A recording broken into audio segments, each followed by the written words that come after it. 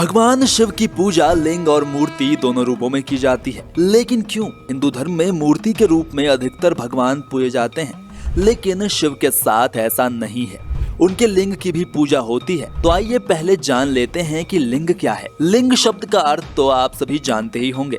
चिन्ह या प्रतीक इसका शाब्दिक अर्थ होता है, लेकिन लिंगम में इससे कहीं ज्यादा गूढ़ रहस्य छुपा हुआ है। भगवान शिव परमपिता परमात्मा के अंश हैं और स्वयं ब्रह्म स्वरूप हैं, इसलिए निष्काम या निराकार कहे जाते हैं। इसी प्रकार से रूपवान होने के कारण उन्हें सकल या साकार भी कहा जाता है। साक्षात परब्रह्म शिव जी सकल और निष्कल परमात्मा के दोनों रूप हैं। यानी शिव में सब कुछ है। वो कंकर में भी समाहित हैं और चट्टान में भी। शिव जी के निराकार होने के कारण ही उनकी पूजा का आधारभूत लिंग भी निराकार ही प्राप्त हुआ है, अर्थात शिवलिंग शिव के निराकार स्वरूप का प्रतीक है। स्वयं महादेव ने शिव महापुराण में कहा है, मेरे दो रूप हैं, सकल और निष्कल। पहले मैं स्तंभ रूप में उत्पन्न हुआ, फिर अपने साक्षात रूप से, फिर अपने साक्षात रूप से। ब्रह्म भाव मेरा निष्कल रूप है और महेश्वर भाव सकल रूप।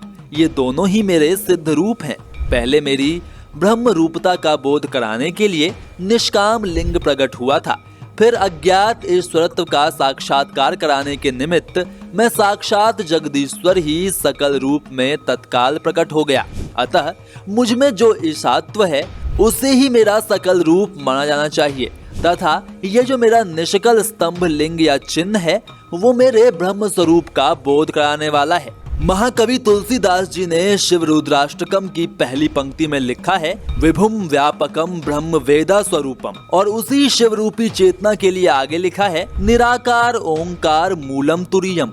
यानी कि शिव निराकार भी हैं और ओंकार के मूल हैं। शिव चेतना का रूप अनंत माना गया है और शिवलिंग उसे प्रदर्शित करता है। वहीं अन्य स्तुतियों में शिव को सकल भी कहा गया है, इसलिए उनकी साकार रूप में प्रतिमाएं बनाई जाती है। लेकिन दोनों ही पूजा में थोड़ा भेद है। भगवान शिव की मूर्ति पूजा में बैठकर पूजा करने का विधान है, जबकि शिवलिंग की पूजा खड़े होकर भी की जा सकती है। भगवान शिव की मूर्ति पूजा में जल से भी अभिषेक का विधान है, जबकि शिवलिंग की पूजा में दूध, दही, केसर, रुद्राक्ष आदि प्रयोग किए जा सकते हैं। भगवान शिव की मूर्ति पूजा में उन्हें वस्त्र अर्पित किए जा सकते हैं, जबकि शिवलिंग पूजा में वस्त्रों का कोई स्थान नहीं। तो दोस्तों, आज की इस वीडियो में बस इतना ही। ऐसी ही जानकारियों के लिए महाकाल स्टोरीज को फॉलो करें।